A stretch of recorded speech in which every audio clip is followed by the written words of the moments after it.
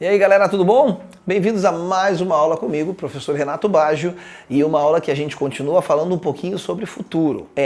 Mas é um outro tempo verbal do futuro, um pouquinho mais complexo, vamos dizer assim, tá? Mas igualmente possível traduzir ao pé da letra como a gente fez na nossa aula passada. Dá uma olhadinha aqui, ó. Vamos retomar algumas coisas que eu gosto muito de me apoiar naquilo que você já tem como conhecimento.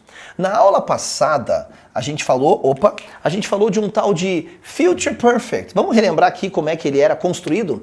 O Future Perfect, que a gente já fez a dedução de como ele nasce, né? Se você tiver alguma dúvida, volta lá naquela aula. Ele tinha essa estrutura aqui, ó, tá?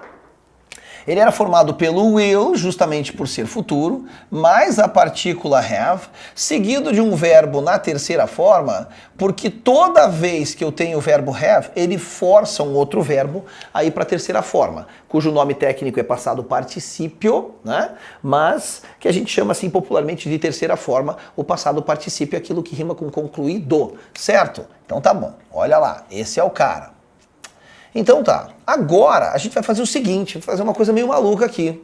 A gente vai juntar esse cara com um tempo verbal qualquer de nome de continuous. Por exemplo, você já estudou na sua vida um tal de present continuous, certo? Olha a pronúncia aqui, ó, é continuous. Nenhuma palavra do inglês terminada por OUS vai ter som de OUS. Então, só um exemplo para você, tá? Ajustar o teu sotaque aí. Famoso não é famous. Nervoso não é nervous, não existe esse som. É um som de que é representado por esse símbolo fonético no inglês, que é bem esquisito. Então, famoso é famous, serious, nervous, dangerous. E hoje a gente está falando aqui um pouquinho do nosso present continuous, beleza? Então tá bom. Quem era o present continuous? Era quando eu usava o verbo to be, que era ou am, ou is, ou are, mais um outro verbo com ing. Lembra disso? A ação contínua pedia essa forma do ing. Então, quem é? I am, you are, he is, she is, it is, we are. É o verbo to be. Então, veja, em essência, o present continuous é formado pelo tal do verbo to be, no presente, mais uma outra estrutura qualquer, um outro verbo qualquer aqui, na forma do gerúndio, que na verdade o nome certo é presente particípio, tá? Beleza, present participle. Agora o que eu quero fazer? Eu quero somar esses dois caras, quero fazer um híbrido aqui, ó. E aí eu quero fazer nascer da soma desses dois caras aqui, ó, um tal de future, olha isso, perfect continuous. Meu senhor, que monstrão que vai nascer disso. Ué, vamos ver. Olha como as coisas têm uma lógica no inglês, que é uma lógica quase que matemática, de tão exata que é. Bom, se é future, vai ter que ter o will. Concorda comigo? Tá lá. Se é perfect, vai ter que ter o have. Tá? Agora, se é continuous, tem que ter o to be. Só que, olha aqui, quando eu tenho have, eu jogo o verbo que vem depois para a terceira forma. Para a terceira forma. Então eu vou ter que colocar aqui o meu verbo to be, mas não assim. Eu vou ter que colocar ele na terceira forma. E a terceira forma do verbo to be, tá? Que é o tal do passado particípio, é esse cara aqui, ó. É o been. Para depois fazer isso aqui também, ó, já que é continuous, tem que ter ing, para só depois colocar um verbo com ing. GT do céu, olha o tamanho que ficou isso aqui, uma estrutura verbal formada por 4 verbos, é isso mesmo. Olha aqui, ó, 1, 2, 3, 4. Aí você fala, pô, mas como é que eu mexo com isso? Mesmo macetinho de sempre. Toda estrutura verbal do inglês formada por 2 ou mais verbos, eu só mexo no primeiro para fazer negativa e pergunta. Eu só mexo no primeiro, ó. Ou seja, esse é o carinha que eu vou ter que transformar para negativa, passar para frente para fazer pergunta.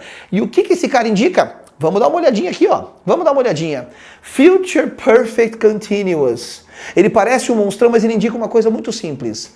Uma ação contínua no futuro. Olha aqui, ó. Ele indica uma ação que estará acontecendo até um momento específico no futuro, e essa é uma palavrinha importante, esse até. Legal? Vamos ver aqui então a estrutura primeiro? Bom, a estrutura a gente já deduziu ali, né? Olha só, ele vai ser formado pelo will have been, mais um outro verbo na forma do gerúndio, que é aquela história ali do ing. Legal? É isso. Vamos ver um exemplo então? Olha aqui, ó. A estrutura está ali, o exemplo está aqui. Então nasce uma estrutura com 1, 2, 3, 4 verbos, só mexo no primeiro para fazer negativo. E pergunta, she will have been studying French for 3 years next month. Ó, ela terá estado estudando francês há 3 anos no mês que vem. E aí você fala assim, puxa, mas eu vou traduzir assim? Ela terá estado fazendo, eu terei estado fazendo? Veja, essa é uma tradução mais pontual, que pode, mas dá para traduzir de uma maneira mais popular no português, que é ela estará estudando francês há 3 anos. Esse will have been studying, ele tem essa questão do perfect dentro do nome, porque ele indica algo que começou no passado e continua acontecendo e tem uma duração dentro do futuro. É isso. Então, ele é aquele futuro que indica algo que já começou. Ó. Ela terá estado estudando francês há 3 anos, ou ela estará estudando francês há 3 anos, significa que ela já começou, não parou e no mês que vem ela completa 3 anos, está aqui a ideia de futuro, certo? É isso, ele é bem tranquilo, então pensa nisso. Ele indica uma ação que estará acontecendo. Olha aqui, vamos ver a forma contraída dele. She will have been studying for a long time. Ela terá estado estudando por muito tempo. Ou ela estará estudando por muito tempo, mas sempre indicando que ela começou no passado, tá? Que fica assim, ó, esse she will, eu faço a forma contraída, she'll have been. She will have been, e aqui fica she'll have been studying for a long time, por muito tempo. Bom, a questão do uso dele, o uso dele vai esbarrar na própria tradução ao pé da letra, ou no próprio conceito dele, né? Que é indicar o quê? Uma ação que estará acontecendo até um momento específico no futuro. Essa é uma situação dele, certo? Então veja, we will have been working for over 8 hours on this project by the time our boss arrives. Ou seja, o que ele está dizendo aqui, ó? Nós teremos estado trabalhando. Eu sei que ninguém fala assim, né? Nós teremos estado trabalhando. Então a ideia aqui é dizer que nós estaremos trabalhando por mais de 8 horas nesse projeto na hora em que o nosso chefe chegar. Então aqui ele vai ter uma coisa semelhante, olha aqui no quadro, com relação ao future perfect. O future perfect, ele tinha essa questão de usar uma ação que aconteceu antes de outra ação no futuro. Então o future perfect, ele tinha um primeiro viés, que era uma relação de uma ação com outra ação, né? Aquela história do jantar, por exemplo, quando você me ligar, ó, ligar é uma ação. Eu terei terminado o meu jantar, outra ação. Ação relacionada com ação. Ou ele tinha essa questão da ação relacionada a um momento, não é verdade? Ó, a um momento. Por exemplo, assim, ó, quando minha mãe chegar em casa, veja, ela não chegou ainda, tá? Mas eu falei quando, né? Ou, sei lá, um outro momento qualquer, você pode dizer assim, ó, até o final do dia. O final do dia ainda não chegou. Até o final do dia eu terei terminado a minha tarefa. Veja, eu estou falando de um momento no futuro, que é o final do dia, e uma ação relacionada a esse momento. Então a gente viu que o Future Perfect, ele tinha esse viés de relacionar duas ações, ou ação e momento. Não importa a ordem, tá? O Future Perfect Continuous vai trabalhar no mesmo escopo, da mesma forma. Então a gente tem aqui um exemplo de uma ação que estará acontecendo relacionada com um momento, que é o quê? Na hora em que o meu chefe chegar. Certo? Então, ó, we will have been working for over 8 hours. Nós estaremos trabalhando. Só que esse will have been working, se você não quer traduzir mais literalmente, né? Nós teremos estado trabalhando, pode traduzir assim, fica mais rebuscado, né?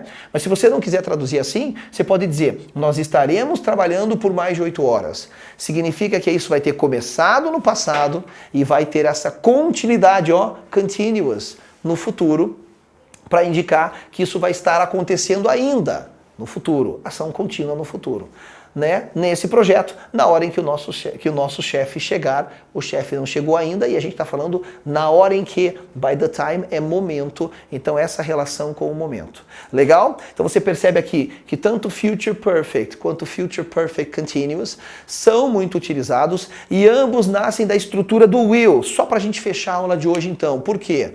Porque a gente sabe que futuro também se faz com going to. Essas estruturas, elas são tradicionalmente usadas com futuro com will, para daí dar essa ideia de futuro e não do going to. Esse carinha você deixa de lado, o que compõe essas estruturas são esses caras aqui. Ok? Então a gente fica por aqui, terminamos com bastante tranquilidade porque a gente já tinha toda a fundamentação, a nossa questão de Future Perfect Continuous, cuida com a pronúncia, e nós nos vemos na nossa próxima aula para um assunto novo. I see you. Bye.